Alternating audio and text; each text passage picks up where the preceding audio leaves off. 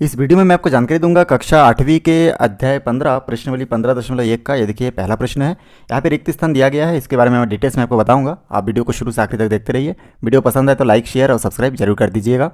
यहाँ पे देखिए ये जो पहला प्रश्न का रिक्त स्थान में पहला नंबर क्वेश्चन दिया है, बेलन के आधार का आकार डैश होता है। तो हम लोग क्या करेंगे, सबसे पहले हम लोग बेलन के बारे में सिंपल जानकारी ले लेते हैं। देखिए बेलन क्या होता है। बेलन एक हिसाब से एक पाइप है। आप लोग पाइप देखे होंगे, ट्यूबलाइट देखे होंगे घर में, उसी को हम लोग बेलन कह सकते हैं। रोटी को बेलते हैं वो भी बेलन है, खाली उसमें यहाँ पे डंडी होता है, लेकिन इसमें डंडी ऐसा कुछ नहीं है। तो बेलन मतलब पाइप, ठीक ना। कोई भी पाइप जो आप देखते हैं उसी को बेलन बोल सकते हैं हम लोग। ट्यूबलाइट हो सकता है, और ऐसे हमारा पेन हो गया और गिलास वगैरह, ऐसे बहुत सारा चीज़ हम लोग देखते हैं कि बेलन आकार का होता है, ठीक है। तो इसमें हम लोग देखते हैं कि ये जो बेलन है, इस बेलन में ये देखिए ऊपर और नीचे दो आपको वृत्त दिख रहा है, ठीक ना। इन दोनों वृत्त को हम लोग मिला दिए तो हमारा क्या बन गया, बेलन। अब यहाँ पे इसका केंद्र है, इस वृत्त का केंद्र है, ऊपर का वृत्त का केंद्र है, ये नीचे का वृत्त का केंद्र है। इनके बीच की ऊंचाई को हम लोग एस से दर्शाते हैं। यहाँ से यहाँ तक की जो है इसको त्रिज्या कहते हैं, ठीक ना। इसको भी त्रिज्या कह सकते हैं, इसको आर से दर्शाते हैं। तो आपको हमेशा दो चीज़ दिया रहेगा, त्रिज्या और आर का मान दिया रहेगा। अगर नहीं दिया है मतलब दूसरा सूत्र से हमको इसमें एच और आर का मान पता करना है।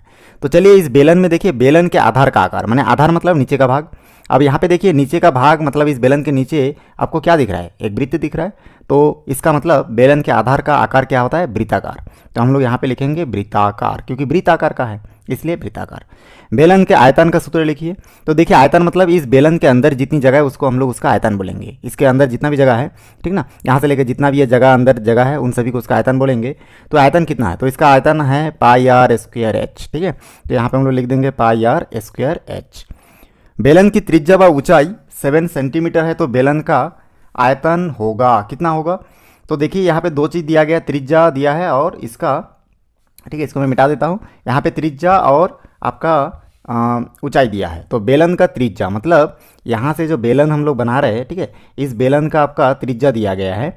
तो यह त्रिज्या मतलब यहाँ से यहाँ तक 7 है, मतलब यहाँ से यहाँ तक भी 7 ही होगा, ठीक है। तो ये 7 है, और यहाँ से यहाँ तक जो इसका हाइट है, इसका वैल्यू दिया है 7। हाइट भी 7 है, और आर का जो मान यहाँ पे दिया है वो भी 7 है। तो आर और एच का दोनों का मान कितना है, 7 है। तो हम लोग क्या करेंगे, जो आयतन का सूत्र है इसको हम लोग रफ कार्य करें, ठीक ना। तो आयतन का सूत्र हमको आर का मान, मतलब आर मीन्स त्रिज्या, तो त्रिज्या का मान भी कितना है आपका 7 है। और ऊंचाई को हाइट से दर्शाते हैं या फिर एच से दर्शाएंगे, इसका मान भी 7 दिया गया है। तो हम लोग आयतन का सूत्र में बिठाएंगे पाई आर स्क्वायर एच। तो यहाँ पे देखिए पाई का मतलब होता है 22/7, आर मतलब होता है आपका यहाँ पे 7 है तो 7 देखेंगे, आर का घात 2 है इसलिए 2 इसका घात, फिर गुना एच का मान भी 7 है तो 7 लिख दीजिए, और उसके बाद इसको हल कीजिए। तो यहाँ पे देखिए इस 7 के साथ ये 7 कट गया, यहाँ पे 22 बचा, और यहाँ पे 7 को 2 बार गुना करेंगे क्योंकि 7 का घात 2 है, मतलब 7 को 2 बार गुना करना पड़ेगा, 7 7 49, और 22 और 49 को अगर हम लोग गुना करेंगे तो मेरा आंसर आ जाएगा 1078। गुना करना आपको आता है तो ये हमारा आंसर होगा। तो हम लोग डायरेक्ट इसमें आंसर लिखेंगे 1078। तो इस प्रकार से आपको क्या करना है, रफ में हल करके देखना है, उसके बाद आपको आगे बढ़ना है। चलिए हम लोग इसके बाद देखते हैं इसका दूसरा प्रश्न। यहाँ पे देखिए दूसरा प्रश्न में हमारा प्रश्न है, एक बेलन के आधार का क्षेत्रफल 1386 वर्ग सेंटीमीटर, घात 2 है इसलिए वर्ग सेंटीमीटर बोलेंगे। यदि उसकी ऊंचाई 15 सेंटीमीटर हो तो उसका आयतन ज्ञात कीजिए। तो यहाँ पे हमको आयतन ज्ञात करने के लिए कहा गया है, और यहाँ पे आधार का क्षेत्रफल दिया है, बेलन के आधार का क्षेत्रफल और उसकी ऊंचाई, दो मान हमको दिया गया है। तो जो जो दिया गया है उसको हम लोग लिख लेते हैं। तो आधार का क्षेत्रफल लिख लेते हैं, ठीक ना। आधार का क्षेत्रफल कितना दिया है, 1386 वर्ग सेंटीमीटर, मतलब घात 2, और इसमें आपका ऊंचाई का मान भी दिया गया है। तो जो ऊंचाई दिया गया है उस ऊंचाई को भी हम लोग यहाँ पे नोट कर लेंगे। ऊंचाई क्या दिया है आपका 15 सेंटीमीटर, तो हम लोग 15 सेंटीमीटर भी यहाँ पे नोट कर लेते हैं। अब देखिए यहाँ पे आयतन ज्ञात करने के लिए कहा गया है, और हम लोग बेलन के आयतन का दो सूत्र लगा सकते हैं। तो यहाँ पे मैं आपको नोट कर दे रहा हूँ रेड पेन से। तो बेलन का आयतन, देखिए बेलन के आयतन को हम लोग पहले तो इंग्लिश वाला हम लोग जानते हैं, पाई आर स्क्वायर एच होता है, ठीक ना। और या फिर हम लोग इसको लिख सकते हैं, बेलन के जो आयतन है इसको हिंदी में भी लिख सकते हैं, तो बेलन का आयतन। तो यहाँ पे हम लोग सूत्र लगाएंगे, बेलन के आयतन का जो हिंदी सूत्र होगा वो होगा आधार का क्षेत्रफल और ऊंचाई, आधार का क्षेत्रफल गुणित ऊंचाई, ठीक है। तो यहाँ पे थोड़ा मिस्टेक हो गया, इसको मैं गुना को यहाँ पे इरेज कर देता हूँ। तो यहाँ पे आधार का क्षेत्रफल और गुणित ऊंचाई हम लोग लिख सकते हैं, ठीक है। यहाँ पे मैं ऊंचाई लिख देता हूँ। तो देखिए यहाँ पे ये दो सूत्र हम लोग लगा सकते हैं, या तो इंग्लिश वाला सूत्र लगाएंगे या फिर हिंदी वाला। यहाँ पे आपको देखना है, समझना है कि बेलन का अगर इंग्लिश वाला सूत्र हम लोग लगाएंगे तो हम लोग देख रहे हैं कि यहाँ पे पाई की जगह पाई का मान बिठा सकेंगे 22/7। आर के जगह पे आर का मान हम लोग नहीं बिठा सकते, क्योंकि हमारे इस प्रश्न में त्रिज्या नहीं दिया है। एच के जगह पे एच का मान भी हम लोग बिठा सकते हैं। इसलिए हम लोग यहाँ पे साफ साफ सीधा सीधा दिख रहे हैं, माने देख रहे हैं कि यहाँ पे हम लोग इंग्लिश वाला यूज़ नहीं कर सकते हैं, लेकिन उसमें हमको लंबा चौड़ा गणित बनाना पड़ेगा। इसलिए हम लोग क्या करेंगे, इसका जो हिंदी वाला सूत्र है इसका उपयोग करेंगे। इससे उपयोग से क्या है, जब बहुत फास्ट बन जाएगा, क्योंकि यहाँ पे हिंदी सूत्र में जो दो चीज़ दिया गया है वही चीज़ हम लोग यहाँ पे देख पा रहे हैं, ठीक ना, हमारे प्रश्न में पहले से दिया हुआ है। इसलिए हम लोग बेलन के आयतन का हिंदी सूत्र का उपयोग करेंगे। बेलन का आयतन बराबर हम लोग यहाँ पे लिखेंगे आधार का क्षेत्रफल गुणित ऊंचाई। तो यहाँ से देखिए ये सूत्र हम लोग लिखेंगे, और यहाँ पे हम लोग आधार का क्षेत्रफल पहले से दिया है प्रश्न में, कितना है 1386, और ऊंचाई कितना दिया है देखिए यहाँ पे 15। तो इस प्रकार से हम लोग यहाँ पे क्या करेंगे, इसको अब गुना कर देंगे। तो जैसे ही मैं इसको गुना कर दूंगा तो हमारा आंसर कितना आएगा, देखिए हमारा आंसर आएगा 20790। और इसको क्योंकि हम लोग जानते हैं कि ये जो क्षेत्रफल है ये वर्ग में था, और ऊंचाई भी सेंटीमीटर में, मतलब 2 सेंटीमीटर और 1 सेंटीमीटर 3 सेंटीमीटर, तो यहाँ पे हम लोग लिख सकते हैं सेंटीमीटर का घात 3, ऐसा हम लोग लिख सकते हैं, ठीक है। यहाँ पे आपको चलिए इसको स्पष्ट लिख देता हूँ, 7 है ये। तो इस प्रकार देखिए बहुत आसानी से हमारा आंसर बन चुका है। चलिए इसको गुना कैसे करना है उसको भी मैं गुना में यहाँ पे बता देता हूँ। 1386 के साथ अगर हम लोग 15 को मल्टीप्लाई करेंगे तो 5 के साथ गुना करेंगे, 5 छक्के 30 का 0 हासिल 3, 5 अट्ठे 40 और 3 हो जाएगा 43 का 3 हासिल 4, 5 तिये 15 और 4 हो जाएगा 19 का 9 हासिल 1, 5 एकम 5 और 1 हो जाएगा 6। फिर 1 से गुना करेंगे तो हो जाएगा 6 एकम 6, 8 एकम 8, 3 एकम 3, 1 एकम 1। यहाँ से गुना, यहाँ पे हम लोग जोड़ देंगे इसको, तो हमको प्राप्त हो रहा है 0, 6 और 3 9, 8 8 16 17 का 7 हासिल 1, और यहाँ पे 6 और 3 9 और 1 10 का 0 हासिल 1 और 2 का 2। तो बहुत आसानी से देखिए हमारा ये प्रश्न बन चुका है। तो इसको आपको ध्यान में रखना है। अगर हम लोग इंग्लिश सूत्र लगाते, ठीक ना, तो हम लोग जानते हैं कि पाई के जगह पे हम लोग 22/7 बिठा देते, आर के जगह पे आर का मान हम लोग नहीं बिठा पाते, एच के जगह हम लोग एच का मान 15 भी बिठा सकते थे, लेकिन यहाँ पे आर के जगह मान नहीं बिठाने के कारण इसका आंसर हमको मिलना मुश्किल था। इसलिए हम लोग क्या किए, इंग्लिश सूत्र का उपयोग नहीं किए और हिंदी सूत्र का उपयोग किए, क्योंकि हिंदी में आधार का क्षेत्रफल और ऊंचाई। तो आपको ये भी गणित बनाते टाइम ध्यान देना है। चलिए इसके बाद तीसरा प्रश्न देखते हैं। यहाँ पे देखिए जो तीसरा का पहला प्रश्न है, यहाँ पे लिखा हुआ है कि त्रिज्या 12 सेंटीमीटर, ऊंचाई 14 सेंटीमीटर है, बेलन का आयतन ज्ञात कीजिए, और जिसका माप इसमें दिया गया है।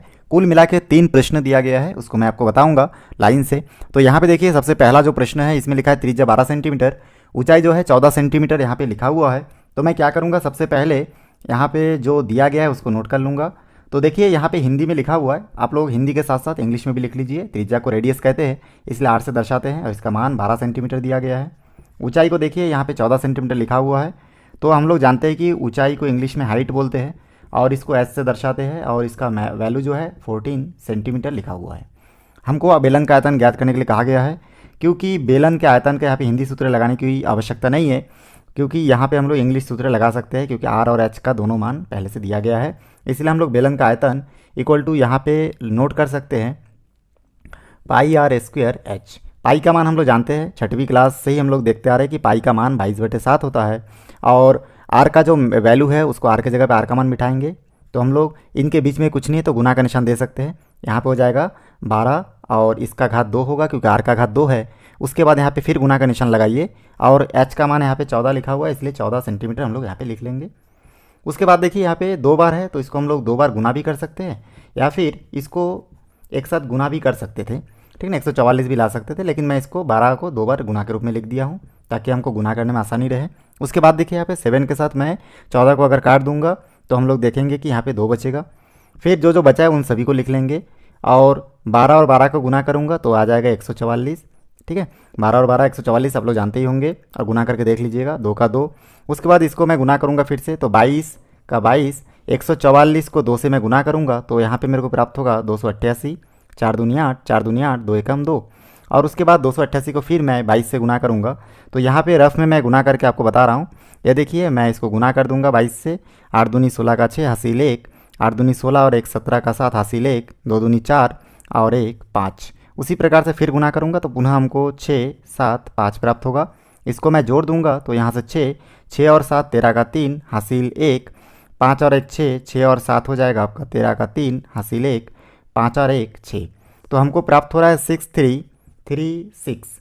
और क्योंकि यहाँ पे जो देखिए आर 2 बार है, ठीक ना, आर मतलब त्रिज्या का मान 2 बार है, तो 2 सेंटीमीटर और ऊंचाई का 1 सेंटीमीटर, कुल मिला के 3 सेंटीमीटर हो जाएगा, जिसके कारण हम लोग यहाँ पे लिख सकते हैं घन सेंटीमीटर। अगर सेंटीमीटर 2 बार होता तो हम लोग वर्ग सेंटीमीटर लिखते, 3 बार होने के कारण घन सेंटीमीटर में लिख दिया। ये हमारा आंसर हो गया। चलिए इसके बाद मैं आपको चौथा प्रश्न बताऊँ, इसका सेकेंड नंबर क्वेश्चन बताऊँगा। दूसरा प्रश्न आप यहाँ पे देख रहे हैं, मैं उसी प्रश्न में, ठीक है, दूसरा प्रश्न को नोट कर लिया हूँ। यहाँ पे त्रिज्या का मान खाली कितना हो जाएगा, 2.8 हो जाएगा, और आपका ऊंचाई जो है ये देखिए 5 सेंटीमीटर हो जाएगा। सेम वही फार्मूला का हम लोग उपयोग करेंगे, क्योंकि ये तीसरा का जो तीनों प्रश्न है वो एक ही सूत्र से बनेगा।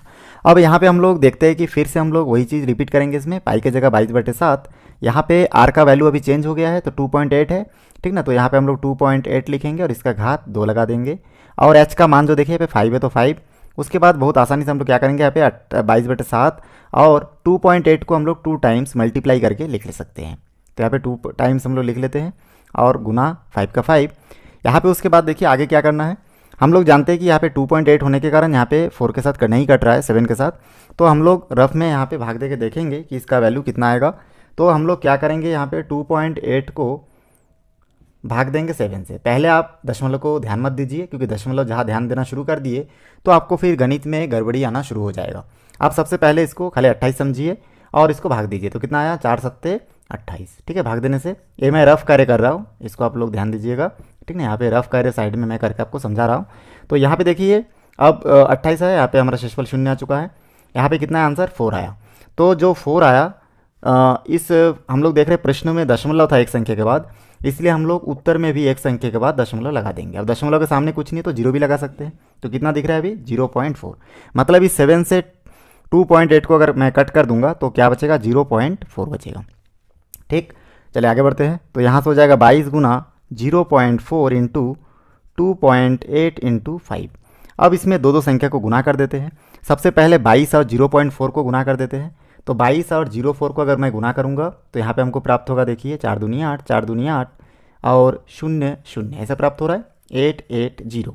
क्योंकि यहाँ पे एक संख्या के बाद दशमलव था तो यहाँ पे भी एक संख्या के बाद पीछे से दशमलव लगा देंगे, तो हमको प्राप्त हो रहा 8.8। सामने 0 लगाने की कोई आवश्यकता नहीं है, ठीक ना। और उसके बाद इन दोनों संख्या को भी अगर गुना कर दूंगा मैं 2.8 इंटू 5 को, तो यहाँ से हमको प्राप्त हो जाएगा 5 8 40 का 0 हासिल 4, 5 दूनी 10 और 4 हो जाएगा 14। मतलब एक संख्या के बाद दशमलव, तो यहाँ पे 14.0, मतलब खाली हम लोग क्या लिख सकते हैं, 14। उसके बाद इन दोनों को फिर हम लोग गुना कर देंगे। मैं भी क्या किया, इन दोनों को पहले गुना किया, ठीक है, इन दोनों को पहले गुना कर दिया हूँ और उसके बाद इन दोनों को गुना किया था अभी, तभी हमको इतना प्राप्त हुआ। अब पुनः इन दोनों को फिर मैं गुना कर दूंगा। तो यहाँ पे 8.8 को अगर मैं 1/4 से मल्टीप्लाई कर दूंगा तो प्राप्त होगा, देखिए 4 8 32 का 2 हासिल 3, 4 8 32 और 3 हो जाएगा आपका 35 और 8 एकम 8, 8 एकम 8। तो यहाँ से इसको जोड़ देने से 2 5 8 13 का 3 हासिल 1, 3 और 1 4, 4 और 8 12। अब यहाँ पे क्योंकि एक संख्या के बाद दशमलव था तो हम लोग एक अंक के बाद दशमलव लगा सकते हैं। तो बहुत आसानी से देखिए हमारा जो दूसरा प्रश्न है उसका आंसर आ जाएगा 123.2, ठीक ना, 123.2। और क्योंकि यहाँ पे देखिए आर 2 बार है, एच 1 बार, मतलब कुल मिला के सेंटीमीटर 3 बार हो जाएगा। तो यहाँ पे हम लोग लिख सकते हैं घन सेंटीमीटर। तो देखिए कितना आसानी से हमारा यहाँ पे देखिए तीसरा प्रश्न में लिखा है व्यास 20 सेंटीमीटर, ऊंचाई 21 सेंटीमीटर हमको दिया गया है। तो जो दिया है हल के बाद हमको लिखना है। यहाँ पे व्यास बराबर कितना दिया आपका, 20 सेंटीमीटर, ठीक है। और हमको ऊंचाई कितना दिया, देखिए यहाँ पे, तो हमको ऊंचाई भी यहाँ पे दिया गया है। ऊंचाई बराबर हम लोग लिख सकते हैं, ऊंचाई मतलब एच का मान हमको यहाँ पे दिया गया है 21 सेंटीमीटर, ठीक है। अब इसके बाद देखिए यहाँ पे हमको ध्यान ये देना है कि हमारा जो बेलन के आयतन का सूत्र है, यहाँ पे मैं उसको भी नोट कर लेता हूँ, बेलन के आयतन, ठीक ना। ये पूरी चीज़ आपको ध्यान में रख के आपको मैथ्स बनाना है ताकि आपको गलती ना हो। तो यहाँ पे बेलन के आयतन बराबर हम लोग जानते हैं कि पाई आर स्क्वायर एच होता है। तो यहाँ पे हम लोग देख रहे हैं कि इसके जगह पे देखो मान हम लोग बिठाने जाएंगे तो पाई के जगह तो 22/7 हम लोग बिठा पाएंगे। आर के जगह पे हमको आर का मान नहीं दिख रहा है, ठीक है। तो एच के जगह पे भी हम लोग एच का मान बिठा सकते हैं, कितना है 21। तो इस कारण पहले से जैसे आपको पता है कि आयतन ज्ञात करने के लिए कहा गया है, तुरंत आपके दिमाग में आ जाएगा कि हमको आर और एच का मान बिठाना है। तो इस सूत्र में आर और एच का मान हम लोग नहीं बिठा पाएंगे, क्योंकि यहाँ पे ऊंचाई का मान तो दिया है, लेकिन त्रिज्या माने आर का मान हमको नहीं दिया गया है। इसलिए हम लोग क्या करेंगे, इसमें इस व्यास का जो मान दिया गया है, तो हम लोग 6वीं क्लास में पढ़ चुके हैं, क्या पढ़े हैं कि त्रिज्या बराबर व्यास बटे 2 होता है। मतलब जो व्यास का मान दिया है उसको 2 से भाग देने से हमको त्रिज्या प्राप्त होता है, ये हमको मालूम है। तो इसलिए हम लोग त्रिज्या निकालने के लिए त्रिज्या का सूत्र लगा देंगे। तो हम लोग को यहाँ पे देखिए व्यास के जगह पे मैं 20 लिखूँगा और 2, तो यहाँ से कट हो जाएगा, तो यहाँ पे हमारा 10 बचेगा। तो इस प्रकार से बहुत आसानी से देखिए हमको त्रिज्या का मान जो है वो कितना प्राप्त हो गया, 10 सेंटीमीटर। ठीक, तो कभी भी अगर त्रिज्या के जगह पे व्यास दिया रहेगा तो आपको हमेशा त्रिज्या का सूत्र लगा के उसके बाद इसको आपको त्रिज्या का मान पता करना है। यहाँ तक समझ में आ गया। अब हम लोग देखिए आराम से इस 10 को यहाँ पे बिठा देंगे। आर का घात 2 है, इसलिए इस 10 का घात भी हम लोग 2 दे देंगे। आगे हम लोग इसको सॉल्व करेंगे। मैं यहाँ से 10 का घात 2 होने के कारण इसको 2 टाइम्स मल्टीप्लाई करके लिख सकता हूँ। 21 का 21, 7 से मैं 21 को अगर मैं डिवाइड करूँगा तो हम लोग जानते हैं कि भाग देने से 3 बचेगा, और जो बचा है उसको हम लोग यहाँ पे नोट कर लेंगे। 22 यहाँ पे 10 × 10 × 3, फिर उसके बाद दो संख्या को आपस में गुना कर देंगे। 22 और 10 का गुना करेंगे तो आ जाएगा 220, 10 और 30 का गुना करूँगा तो आ जाएगा 30, और उसके बाद देखिए हम लोग इस 220 और 30 इन दोनों को अगर रफ में मैं गुना करूँगा तो बहुत आसानी से हमको आंसर प्राप्त हो जाएगा। तो यहाँ पे हम लोग रफ कार्य कर रहे हैं, ठीक ना, ये रफ है, तो यहाँ पे मैं रफ कार्य लिख देता हूँ। और उसके बाद देखिए यहाँ पे गुना करूँगा 0 0 0, क्योंकि 0 के साथ कोई भी संख्या गुना होगा तो 0 ही होगा। इस 0 के साथ तीनों अंकों का गुना कर दिया। उसके बाद 3 के साथ गुना करूँगा, 3 0 के 0, 3 दूनी 6, 3 दूनी 6। तो यहाँ पे जोड़ने के बाद देखिए 0 0 6 6, तो हमको प्राप्त हो रहा है 6600, क्योंकि यहाँ पे जो आर का वैल्यू है वो भी सेंटीमीटर में है और आर 2 बार है, तो सेंटीमीटर 2 बार और ऊंचाई का 1 सेंटीमीटर 3 बार, तो हो जाएगा वर्ग के जगह हो जाएगा घन सेंटीमीटर। तो हम लोग यहाँ पे लिख सकते हैं घन सेंटीमीटर। तो इस प्रकार बहुत आसानी से हमारा ये तीसरा प्रश्न भी सॉल्व हो चुका है। दोस्तों वीडियो अच्छा लगे तो लाइक करें, शेयर करें, सब्सक्राइब करें और बेल आइकन को भी प्रेस करें, ताकि जब भी मैं कोई नया वीडियो बनाऊँ तो उसका नया अपडेट सबसे पहले आप तक पहुँचे। धन्यवाद।